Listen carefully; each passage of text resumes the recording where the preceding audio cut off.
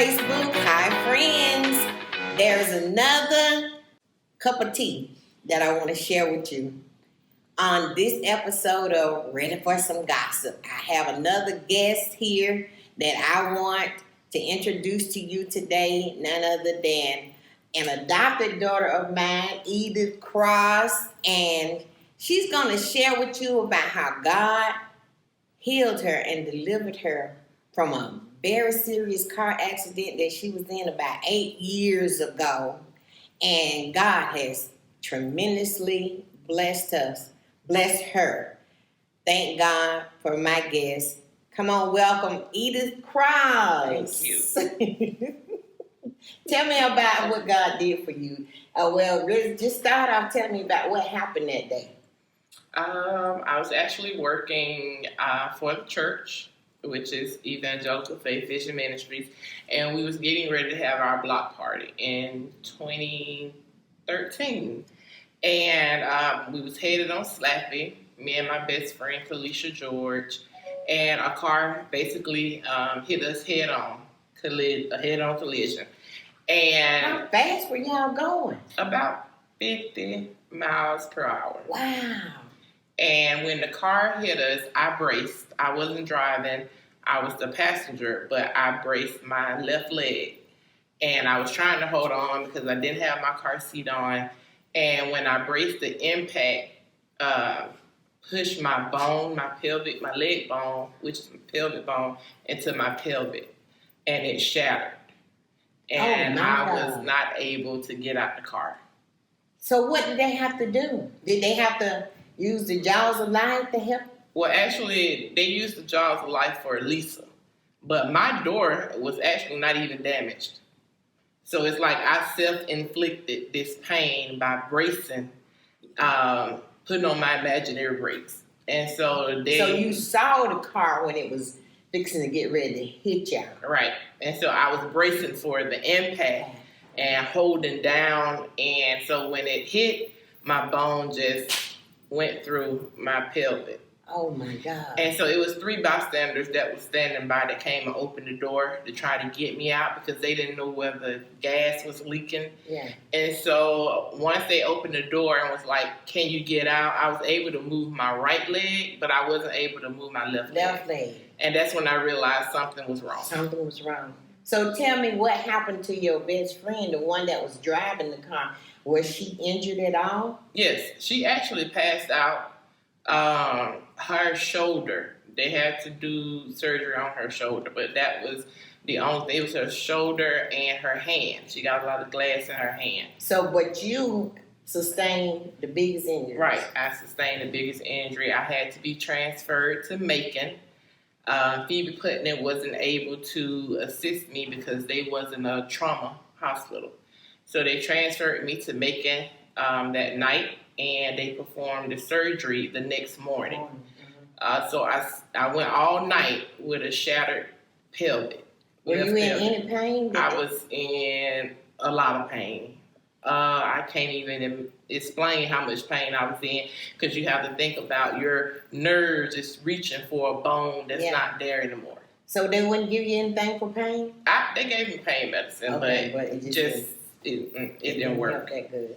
So tell me, how long after you had the surgery, how long did you have to stay in the hospital? I stayed in the hospital a week, but then I had to go back through recovery and learn how to walk all over again.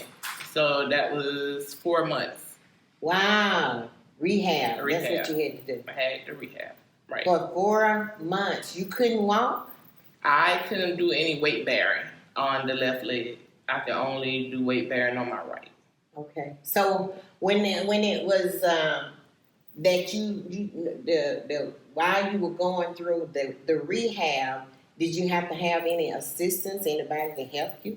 Yes, and which is very violating when you're a person that's independent and having people to bathe you and having people to assist you using the bathroom. Wow. So it was very uncomfortable, but I didn't have any other choice. I couldn't do it. But let me ask you something. because, I was one of the people that were there helping you while you was going through this recovery. There was a time that you told me you had an experience with God. I did. Tell me about that experience. If I recall, I know I had a hospital bed. And so I would be praying and just thanking God to still be here. And I would be thanking God and thinking about, and He put on me about it's the small things. Like I look outside and I just began to thank God for the trees. I just began to thank God for anything I saw passing by the window because it was just the small things that I was happy because my life could have went in a total different way. Mm-hmm. And I know that if it weren't for God, I wouldn't be here. And He just gave me appreciation on the small things. It's the very small thing. It's not the big things that you be looking for, like the big blessings you're always looking for. It's not always about money. It's not always about, materialistic things. It's just being able to blink your eyes. It was that revelation that He was giving me. Like, I give you all of this. I give you the small things and the big things. But you told me during the time that you had, it was like a vision that you had. God sent you like an epiphany. No, it wasn't an epiphany, but it was a vision. You told me you actually saw a being in this vision. You were saying about you saw this little man that God, it was like you saw this vision of this person that God put in your room. And you could see him, and he was walking around, but God was just like He was letting you see what He was about to do for you at that particular time. I know you were not a mother, but after then you became a mother. I did become a mother.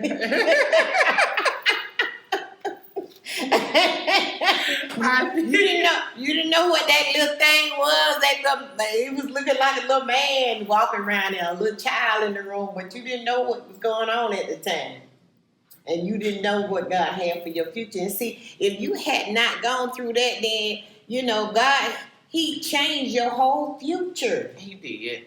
And the thing about that is, if it had not, see, when y'all had that impact, it could have been a whole lot worse. Y'all really could have lost your life.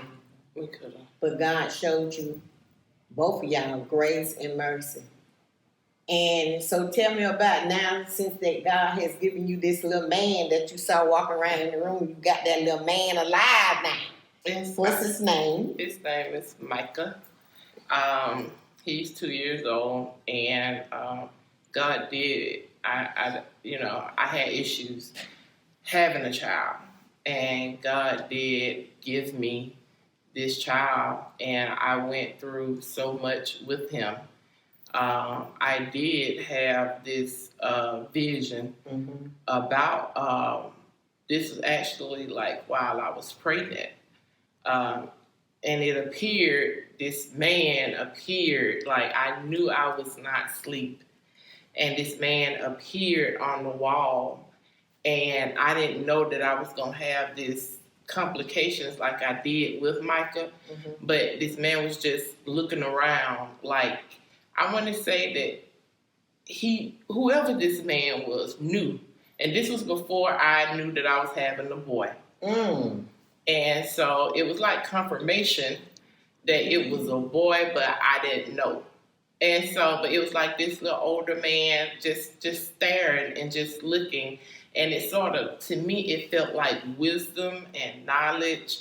But I didn't know at the time what was going on. But the miracle about that was because what was the main part that was damaged on you was your pelvis. And you were wondering, how am I going to be able to have a baby? Right. With this damaged pelvis. Right. That was a big issue while I was still in the hospital. That was one of the questions. Would I be able to have kids? Because my pelvic is fused together, I don't have a lot of mobility in my left leg. I have a limp that I will have for the rest of my life. And because my pelvic is fused together, that means my pelvic doesn't expand. And so it was questioned, like, would I have a child? Which the doctor, they really didn't know. And so 2018, fast forward, and here come a baby. Here come a baby. And we did have complications, but he's here, thank God.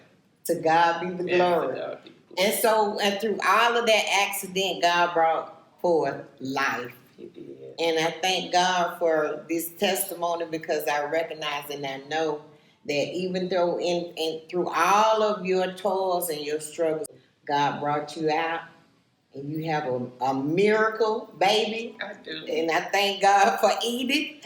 Thank God Facebook. Thank God YouTube. I thank you all so much. And I hope you enjoyed this tea.